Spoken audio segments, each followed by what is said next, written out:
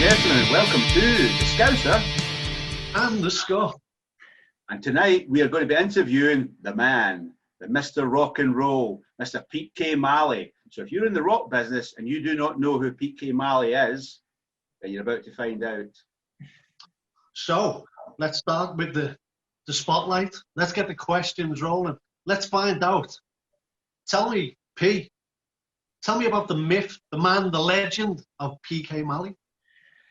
Well, more like legend, honestly. There's not really much of a myth here. I'm a huge rock fan, like you guys are. I'm just a massive rock fan. I'm very fortunate in my life.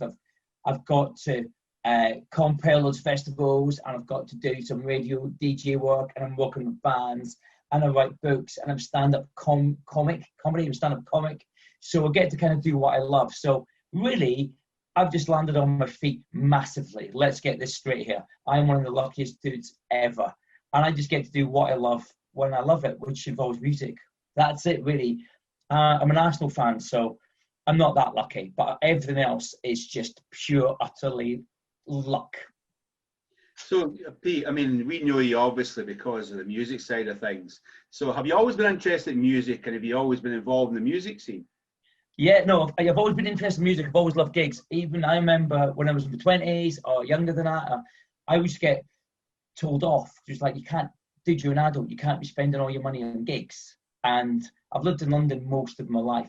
And the reason why I moved to London in 1991, I moved to Brixton to be next to Brixton Academy. I went to university, but that was the case. It's like, wow. And I've always gone to gigs week in, week out, week in, week out. So music's been a big part of my life. Now I can't play any instruments. I'm awful. I was so bad when I was young. I was in the band, kind of, and I was so bad at playing the guitar. I got guitar lessons, and a guitar teacher, and I say young, I was in my 20s. The guitar teacher said, "Right, dude, you are doing everything I'm asking you to do. You are learning it. You understand it. You've got great philosophy about it. You were just rubbish." And it's true. So, it was true. And I just think, and my mate was like, "Yeah, you are. I don't know what it was. You've always been." So I think because of that, I in a way, I appreciate it more, because I look at anyone, I kind of go, how on earth can you do that? But I love the music. I've always been a massive, music's been a massive part of my life. I couldn't even imagine it not being. In fact, I know some people say, I don't really listen to music. And I'm like, I don't understand. How can that be a thing? Because you're missing out. To me, I listen to music every day. I love it. I love the performances. I love the music. Always all my life, since I was 13, 14 years old. And I went to big country as a young kid. And since then, I've always loved them. I think that's what you just said is key there. It's like, it doesn't matter what mood you're in. You work, like if you come home from work and you've had a stressful day and stuff like that, put some music on, everything goes. Do you know what? And I've learned now, I think I'm 47 and I'm really uncool. I think when I was younger, I went to a stage of going, well, I really like this music and this music, but that's not cool. So I have to, when people say to me, what you're listening to, I'm like, oh yeah, like Lou Reed from whatever. And I like Lou Reed, but it was that, no, I don't care. The other day I was in a bad mood and I put on Vixen and I was happy. And that's all that matters. Do you know what I mean? That's it. Music is a game changer in your mind. Definitely. So, random question then.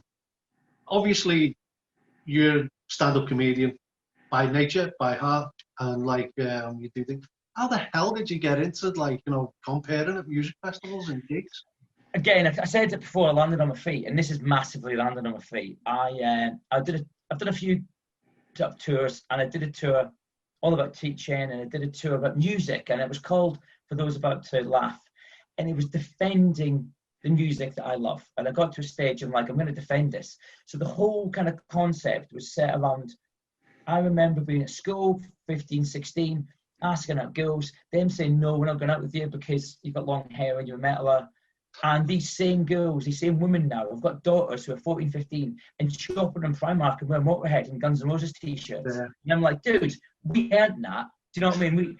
So I did a whole tour based on this. And the strangest thing ever is I got a message, I remember it really well, from Toby Jebson from Time Little Angels, Wayward Sons. And he said, oh, I'm loving your work. Can I have a chat? I'm like, this is a joke. And then he came to see me, maybe in Bristol, I don't know when it was. I didn't see him in the crowd. And I phoned him and he said, listen, the Wayward Sons are on their first headline tour. We want to do something different. I've seen your work. I think it would suit. Can you come and support us as a band? And I'm like, yes, absolutely, yes. So for a stand-up comic, doing half an hour set in front of 400 people every night, all standing there staring at you, that's what got me into the rock stuff. It was amazing. It was beautiful, and I'm very fortunate because they were such a lovely band. But I was in the Splitter with them, shared hotel rooms with them. It was a proper full-on tour. So it was great. I loved it, and they didn't need a backline or anything. You know what I mean? So that was not happening. Because of that, then I kind of got a bit of a name for being a rock fan in the gigs. A lot of people came to the gigs, and I got offered a few sort of comparing jobs. And that's just leads to, you know what this business is like anything. One thing leads to another, leads to another. I can't really remember about the DJ, the radio stuff. I think I might have just said to MMH, listen, I do this. I would quite like a show. And of course they were like, yeah, we know who you are. So these things lead, it's like, it's a weird sort of spiral. So yeah, that's what led to it. So I have to thank Toby, and I always thank Toby, because he really did manage to completely change where my life was going and give me an opportunity that I was 44 at the time, 45. I shouldn't be getting opportunities like that, being with my heroes, touring with them, doing stand-up comedy. Wow, you know what I mean? I should be sitting watching Emmerdale, scratching my arse. So yeah, very happy. I think the thing there is, it's quite ironic, really, when you think about it, that your passion for defending the music you loved was your show, and he picked up on that. But that's the thing, isn't it? I mean, I've worked a few times with you, and I know that that's how passionate you are. I think that's what's come across. Now, bearing in mind what we're doing here is to try and give people an insight into every aspect of the music industry. If someone is watching this and thinks to themselves, I'd quite like to be an MC, I'd quite like to be a compere of gigs and festivals, what kind of advice could you give them, Pete? I would say don't do it. Don't do it whatsoever, because it's a really tough job. There's too much competition for you. It really isn't at all. It's the easiest thing. I always think, to be honest, I say this, and people think I'm joking, I'm not. I'm always like the kid who's got the ego, but none of the talent, right? And I always say, so true. So it's like my mum's going, I'll go on stage, introduce the band, and go away and let the big boys play. That's me. And it is. And I just think, so I'm very lucky doing it. But I love, from early, I love the theatre of bands. I didn't warm to the whole indie scene, because what it was, on hindsight, was because I like the theatre. I don't want two guys shambling on from Manchester playing. They were great musicians, but I wanted to see the fireworks, and I wanted to see the stagecraft, and it was a performance. It was like a West End play. So I think my job, I think my job is to go and be an MC, to make every single person who's coming on that stage feel better, feel prepared. Because we've all got egos, and it's a nervous thing to do, and you're stroking their ego to make sure that you get every single bit of performance from them, because the audience have paid their hand-earned money. That's what I think I do, and I think that's what anybody else should do. And I think the bands appreciate it, because I do it because I want to see the band giving 100%, and it's easy to give 98%, 99%. And I just feel if the band are going in with a smile on their face and a grin and actually feeling ready, I think everyone's going to be happier. So that's why. So just to do that, really, just to get into it, understand the bands, see what's going on, and just do your best to get them on stage with a spark. Definitely, you definitely lit up the changing rooms when we was playing a gig, and you came in, you made us all feel part of something special, straight from nothing. I don't. Thank you, and I think that's the thing, isn't it? I think you just have to remind people you are part of something special here. You on stage now. There is thousands and thousands of people who would say, "Oh God, I wanted to be in a band, or I could be in a band, but I didn't do this and didn't do this." You guys are on that stage doing it, and you're affecting lives. No matter how you look at it, you're affecting people's lives. So I'm just kind of reminding you, listen, this is important. Go do it. But the cool thing is definitely about the festivals that I've played, and you've been compared on, stuff like that. You're part of the show. People are walking out going, "Did you see PK Malik?" And then next minute it snowballs and stuff like that. It's like you mentioned you're part of the, like, you know, you're a rock DJ. Now, I've listened to your show a number of times, quite a lot actually. Tell us a bit more about that, Pete. Like, you know, why are you so, like, you know, different from everyone else? Like, you know, on the DJs, because you do stand out, mate. You do what you do best. I don't know. I think the weird thing is, a lot of the DJs I listen to are way better than me, to be honest. But I think the only thing I can kind of grab onto, which you do shamelessly, is the fact that when I'm playing a band, kind of all the I'm very fortunate. Every song that I play on my show, I love. So I get that choice. So to me, I couldn't, you know, I've got paid the big bucks maybe, but you know, if you're normal DJ in a big station, you've got playlists. I play what I want. And in doing so, most of these bands that I'm playing, I'm seeing. So before this COVID thing, it was very much like, oh, I'm going to go and see this band or compare. I just go and see them tonight so I can play them. And I think when you're talking and saying, oh, this band are playing this venue or they played that, you've got that kind of human aspect. I'm not just pressing the play button. I'm hoping the listeners know that I'm a genuine fan. And it's lovely because I'm getting messages from people saying, I've never heard that band. And I can email them and say, oh, well, check this out and this out. I don't have to go on Google because they could do that, right? And so I'm thinking, I know enough about them to promote them because that's what we do. We promote bands. It's not about, like I said, the stand-up comedy is kind of different, but the DJing and the comparing isn't about me. And it's lovely people coming up and talking, and it's fantastic, and I love it. And if you want to do that, buy me a pint anytime.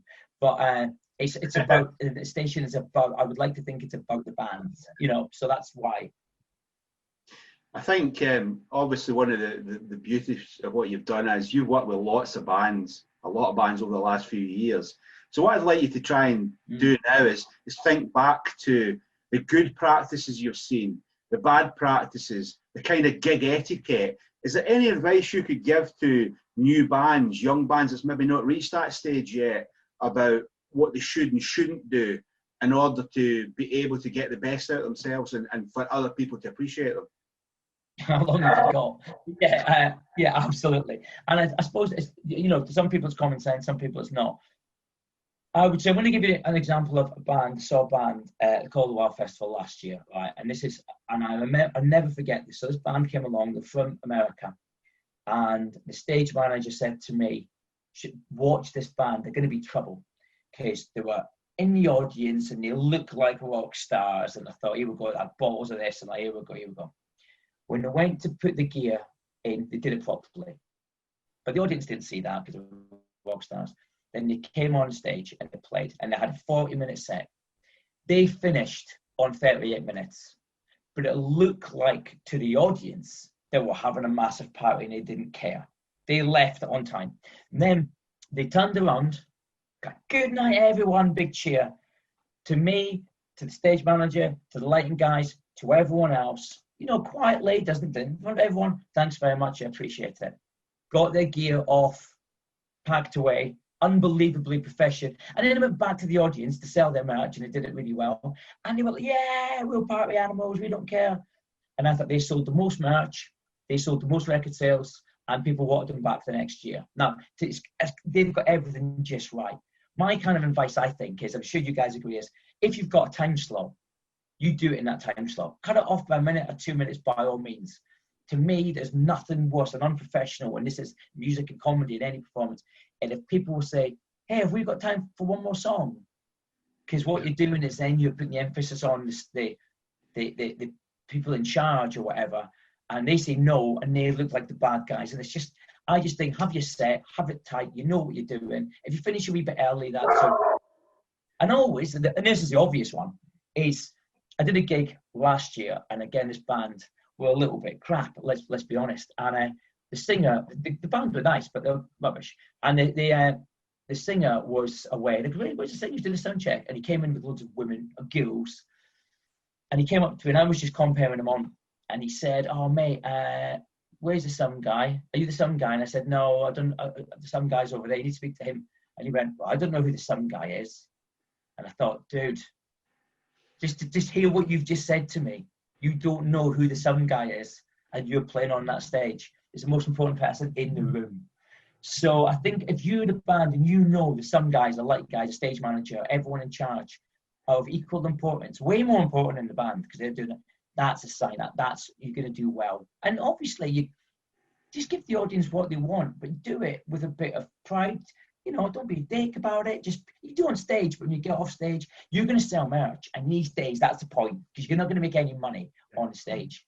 But people want to buy your merch, and people want to meet you, and people want selfies, and that's the key. So, and they're giving you money. How difficult is it just to be there and smile and get the professional stuff done, and then go and do that? So that's it in a nutshell. Just be nice. You know, really. One of the most basic things, I think, and one of the things that annoys me as a promoter is when, or even if I go to other gigs, and that's when you see bands turn up, play their set, then piss off and disappear, and they don't stay for the rest of the bands, or you know, they're nowhere to be seen. And I think that's just a terrible thing. I mean, it's a lonely job. You know, if you're doing original music, it's a tough job. And you know, Foo Fighters had obviously it's massive, so they had a big band supporting them. But for about, I don't know how many gigs they had a small local band playing, which is lovely, give them a chance. That's a nice thing in itself. Dave Grohl watched that band every time. He doesn't have to do that. No. Now, if Dave Grohl can do it, Jimmy from a wee band can do it. You know, this to me is, and it's like stand-up comedy. You watch each other's, you share that moment. The fans, and also the fans see the other bands watching. So they're looking, going, well, they like them. Jimmy Carr, when he does the open circuit, this is years ago, I've worked with him twice, and he makes sure the audience can hear him laughing at other comedians. It's a beautiful thing to do. It's a nice, kind thing to do, because his laugh's so distinctive. They go, oh, Jimmy likes it, we like it. Yeah, it's cool, isn't it? You know, I think it's important, absolutely. I think you're right. It's just you're a team here. We're all struggling together. This isn't an easy ride. Let's all do it, you know. Absolutely. Yeah, cool. I think you've hit the nail bang on the head there, to be honest, P. Like, as I say, the first thing I normally do when I get to a gig is try and find the sound engineer and strike up a rapport with him. Because I'll tell you what, he can make you sound like the best person in the world, or the worst band, just by tweaking a few knobs straight away. And you know what? It's just an obvious thing to do. My biggest gig was probably the Epsom Playhouse, and there's some guy, and he was doing Sundown Lights, and he was great. And I just sort of said, he goes, ask me what I wanted. And it's different with bands, but it's not that different. The first thing you say is, mate, you work in this venue every day of your life. What do you think would work? And all of a sudden, you give them responsibility, and you're like, do you know what? I had the best light show and sound ever, because he was saying, thank you, I do know this, I know how it works, and we work together. And you're right, it's just getting to know people, thanking people, you know, thanking the audience, thanking it, just being grateful for getting to be on stage and showing off for an hour that most adults can't do. So obviously you've said be nice, which is a very Bill and Ted moment. Be excellent to each other. Yeah. We'll edit some sound effects in on that one, I think. Could you name 3 things that would improve an up-and-coming band, or a band that's out there at the moment? Which just basics, and I mean basics, because if you try and do the complex stuff before the basics, it's never going to work. You know that. I know that. Yeah. I'm saying not as a non-musician. As a non-musician, I would say communication before. So who's bringing what? So obviously we talk about the breakables and stuff and drums, but what's the stage setup? I would get in a WhatsApp group, and I would do it as a comic. If you've got a lineup of bands, get in a WhatsApp group with somebody from each band, because things are going to go wrong. And if you can just share that information and knowing that actually we can borrow your stool, or we can borrow this, it's going to make it a lot easier. So get in a WhatsApp group with the band, get there early, common sense. Get there early. Absolutely. Why wouldn't you get there early? Personally, for me, and I do very little when I'm comparing, and I don't know if you've noticed this, but I need to get on that stage before I'm meant to be on that stage, just so I'm aware of it. You know, because obviously you've got something else might go wrong. Other bands might not be able to make it. There might be a flood. I don't know. If you can get there early, that's a massive thing. And I think the other one is just be aware of, and just because it's hard, isn't it? You're on a light check, you've got your sound check. I know it's tough. I know you're under pressure, but just be aware that there's other things going on apart from 4 or 5 people on that stage. Just be very much, ask, listen, am I allowed drinks on the stage? The stage manager or whoever it is, am I allowed drinks? What's the deal with that? Just so everyone knows, because then it's going to make it in a really nice atmosphere. And find out your times. Find out your time. What time am I being on the side of the stage? What time do you need me to go? What time do you might say you need to be here an hour before. That's it. Get there on time. Something like a teacher now, don't it? That's all cool, because at the end of the day, the other thing is, remember to say please and thank you as well. You know, you might think you're a rock star, but you're relying on all these people around you. So you start treating them badly, and as Ian said before, it's going to go Pete Tong. It's as simple as that. This is not 1982. We all know bands that you kind of go, do you know what? I don't want to work with them anymore. I don't want to work with them. And actually, that goes around. And I saw, it's a silly example. It was like saying thank you and enjoying it. I went to see Kiss on that tour when it didn't wear makeup. And I was shocked that, and I remember doing, I paid a lot of money for it. Paul Stanley, I swear, said to the crowd, you guys are amazing. I love you. Then looked at his watch. And I remember just thinking, did he just look at his watch? And after that, the gig was ruined for me. He did it twice. And I thought, I don't care. I've just paid you loads of money. And people, some of the gigs maybe free, maybe 10 quid. That people's money's tight. And I think as a performer, you have got to realise these guys have came to see us and money is tight and time is tight. So it's a real honour. So you've got to give it everything you can. And I think some people forget that, and it's an inconvenience. And it's like, yeah, I can't be bothered doing this because who needs this bit? I'm going to phone it in. I'm just going to do 60%. And this time, we can't do that. We need to give absolutely everything. It works, and people remember that. Yeah, that's cool. From your perspective, I mean, you see lots of bands and work with lots of bands. What do you think at the early stages? So let's say it's the first time you see a band, and I know you and I have had a conversation or two about things like that. But when you look at these bands for the first time, have you ever, well, you must have looked at some of them when, you guys are amazing, you guys could make it. You guys are never going to make it as long as you keep going. Is there anything that you think that marks the ones out, apart from musicianship, is there anything else that marks them out? Yeah, I mean, I know it's musicianship, but I think sometimes people forget, and people sometimes forget that they're so busy thinking about everything else. You forget that fundamentally, you need good songs, right? So you need good songs. That's the fundamental thing. Also, but things, I think once you've got the good songs, the stagecraft and the persona and the style, and you can adapt all these things are good.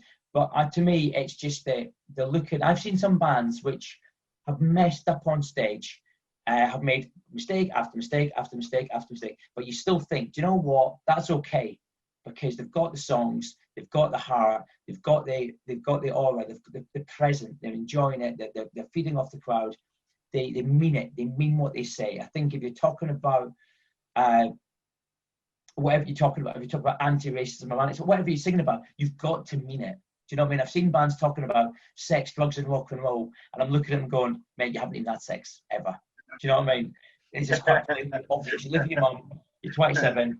You know, reading FHM isn't having an all-night orgy, and I don't buy into it. So I think it's just that genuine. Other band, every band's got its own style, and that takes adapting. But like I said, it's good songs, and it's working out these good songs, and just again using that bit of sort of, we all know there's bands who the stagecraft isn't just there yet. It's fine. So in between songs, maybe be tuning, and they've got that dead time. Some of them are developing that technique to talk to the audience, but other people just look and go, "What, you're still there?" and they blame the audience, and you can't do that. You know, so yeah, I see that. You can just see it's a spark, isn't it? It's hard to explain. It's like anything when you see it and you go, I don't know what it is about you. And it's just, I suppose it's charisma and it's good songs. So you know. Obviously you was talking there about some of the failures, like I went to Dead Space and blaming the crowd and stuff like that. Is there any other mistakes that you've seen bands do where you just think, oh my God, what have you done? Yeah, well, apart from arguing on stage, which is a cracker one, I just think you've got to it's the treating the audience like this. So you're like, come on, I can't hear you, you're still there. And that's okay if you're Liam Gallagher or no Gallagher, which is part of their shtick. You know what I mean? We know that. They've developed that. Listen, I don't buy into it for a minute. I think they've developed all that as an art form. But I just think it's that. And then as a comedian, for example, if I go on stage and no one laughs, I used to think, God, what Saturday night crowd's great, but Thursday night crowds are crap. This is my fault. This is all, the responsibility lies with me. As a band, if you don't got the reaction, you're doing something wrong. And if you know that, I'm not saying you know what it is, but that you can go back and you can look at it. But I just think if you're just going to say, it wasn't us, it was a bad sound, or it was a bad audience, or it was bad lighting, then you're on to a loser, because you've got to turn around and say, do you know what? I messed up here and I messed up here, like anything. And I think the key, and I've heard it all the time going, oh, well, the crowd weren't really with us. And you're like, no, because you didn't take them with you. And anyway, I saw, it was Donaughton, I think it was maybe the Ozfest years ago. Korn had cancelled. Korn, and I'm not a massive Korn fan, but Therapy came on instead. I'm a huge Therapy fan, but the audience weren't, because people thought Therapy a bit more indie then. And I've never seen a band turn the crowd within 2 or 3 songs by the sheer attitude, the presence, the hard work. And I remember just thinking every band we should film that and every band should watch it. Terrorvision do it, Ramblin' Man. No one, I don't like Terrorvision, or I don't like them, the poppy 80s, 90s rubbish. And I remember people saying that, and I remember by song 4, people going, I am absolutely buying into this. So that's the thing, isn't it? You've got to make the audience buy into it, because you're selling a brand. So I hate to say it, like, it's similar to what we've all grown up with. You do your homework. You know, you see what bands are on, you try and adapt your set to fit in with things so you can gain more fans and stuff like that. You work your set list. Like I say, these are things that, like, you know, I always look into, try and find out what's going on behind the scenes. Nice if you're in a lineup, and it's so easy to name check the other bands. Yeah. It's not about you, it's about, and you watch the big boys do it, and you think the cheer they get when you're supporting a band. And you know what it's like. If a band's supporting, to go, you're going to see Metallica next, but first you've got, all of a sudden it's like, yes, we're listening. So name check all the other bands as well. Not all of them, but name check them, because you should be a fan. You know, you should be there watching. One of the questions I've got, Pete, is because obviously you do a lot of, what I would say, standard gigs, but you've also done the festivals. Now, you're bound to have seen bands at gigs that you've never seen doing festivals, but then they've come up to do a festival. From what you've seen, is there anything that a band needs to do differently? Do they need to approach it differently when it's a festival to a gig? And if so, what is it? Yeah, I think it's massive. I think it's huge different. I think it's like equivalent to, and I keep on going back to stand-up comedy, but I think it's equivalent to me doing a stand-up comedy set that I'm selling tickets for, and doing a stand-up comedy set on some sort of festival that you just don't know. It's 2 different things. Fundamentally, it's the same, but you've got to treat it differently. First thing, your festival, I mean, you'll know this, right? The stage is probably, if you've got a gig, no matter what stage you're at, say if you get 50 people in to 300 people in, the stage is probably tiny, and we know that, right? You're used to that, and that's fine. You go to a festival, the stage is huge. Now, stagecraft's a massive thing, and you've got to be aware of that huge stage, for one, because the audience don't know. The audience aren't going to go, oh, look at that, the stage is big. They don't see the stage, they don't care, they see what's on it. So that's that you have to differently. Secondly, song selections. If you've got, this is kind of, I think, obvious, but a lot of bands don't get it. If you've paid money to go and see you, the audience know you, they know your songs, they know you. At a festival, you're bringing in new fans. So make sure that set list is working. You've got to think, right, I'm bringing in new fans here. So we all know we're going to start with a bigger, and then we're going to hit it, and then we're going to dip, maybe if it's a dip, and then we're going to, you've got to plan that set list, because in Ramblin' Man, which is huge, people are walking by. I remember, because I was very fortunate at Ramblin' Man, people were stopping me and going, what band will they watch? And I remember watching most of the bands I watched, the bands with great attitudes I watched, and I remember people walking past and just going, who are they? And I thought, yes, they've timed that just right. Because I know the last song before wasn't the best, but they also know it's the second to last song, the other stage is empty. So you have to time that. You have to time it with festivals. And also, this is such an obvious thing as well. On a bigger scale and a smaller scale, how frustrating is it if you get download or whatever, and you see a band on stage and you go, they're really cool, I love them, and there's no logo, there's no banner, there's nothing to say who they are. And then how good they are, 2 hours later, after a few beers, you've forgotten them.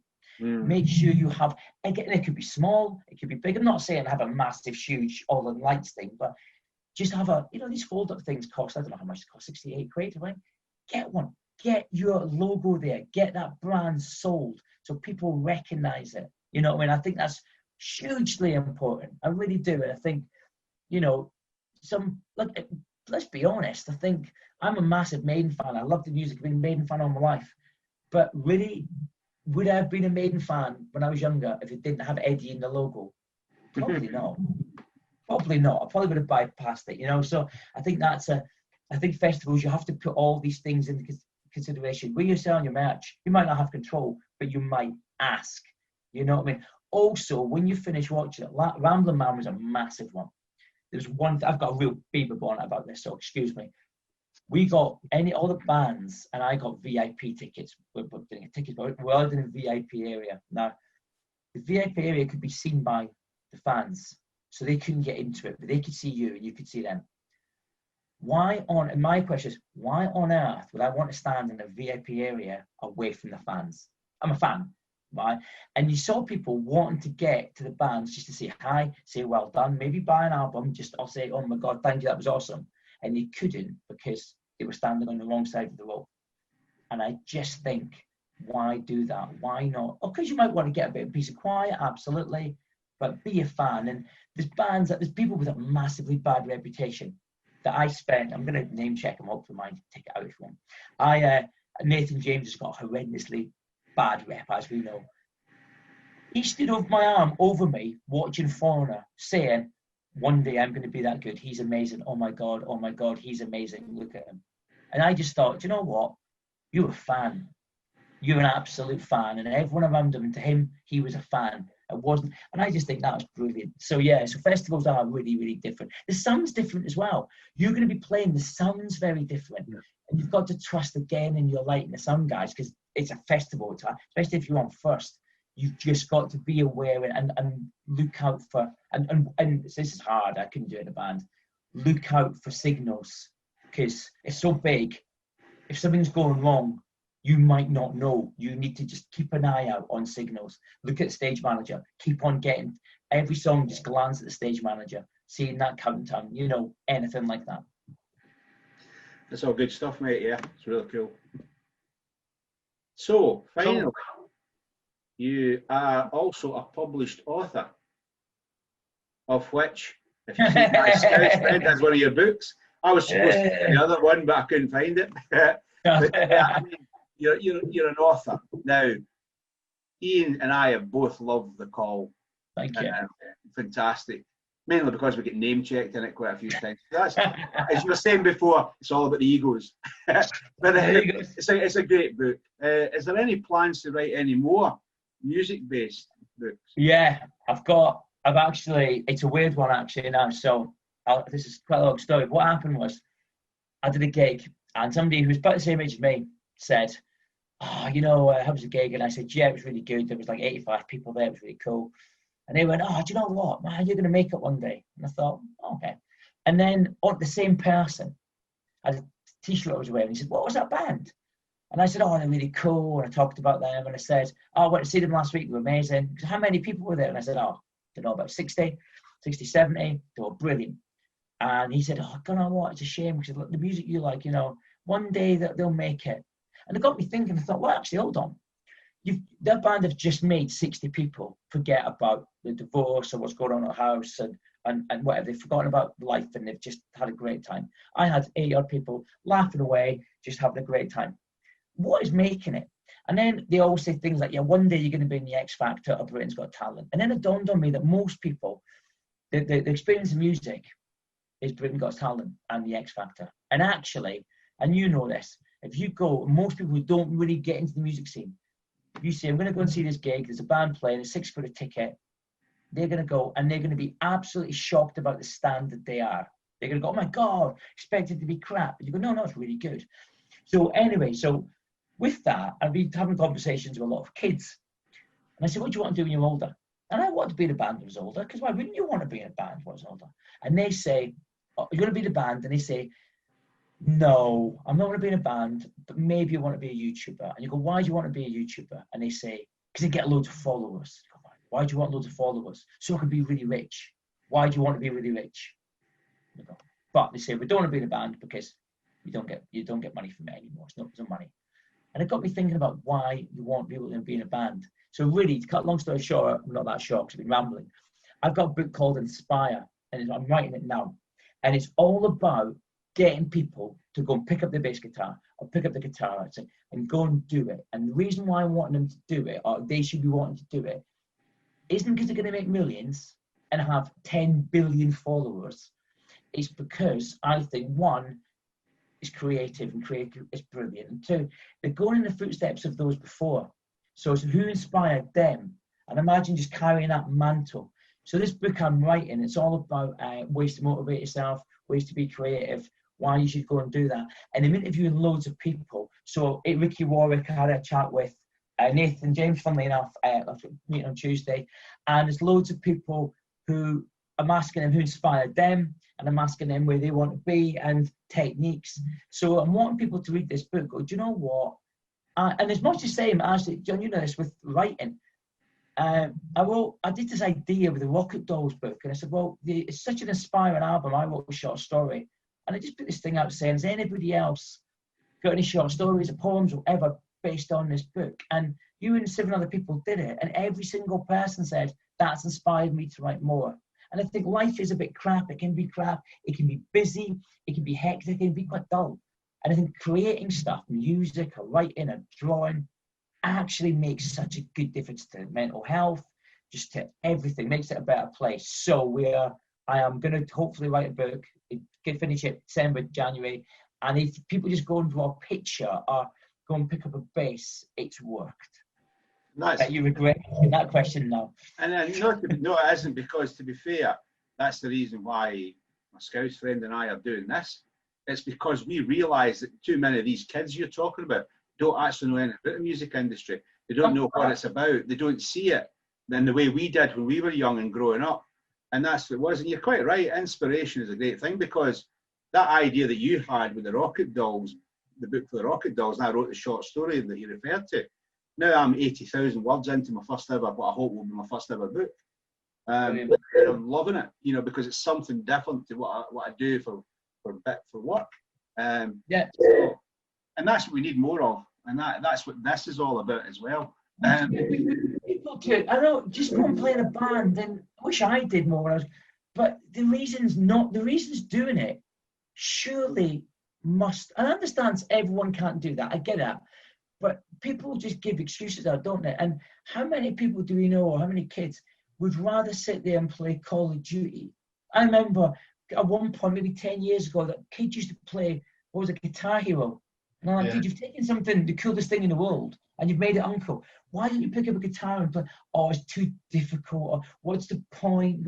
What do you mean, what's the point of doing something creative? It's insane. But kids they play sports up and create.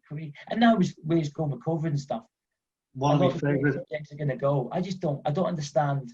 When I'm creative, when I'm going to play, when I'm writing, when I'm doing something creative, I just feel alive. I feel better.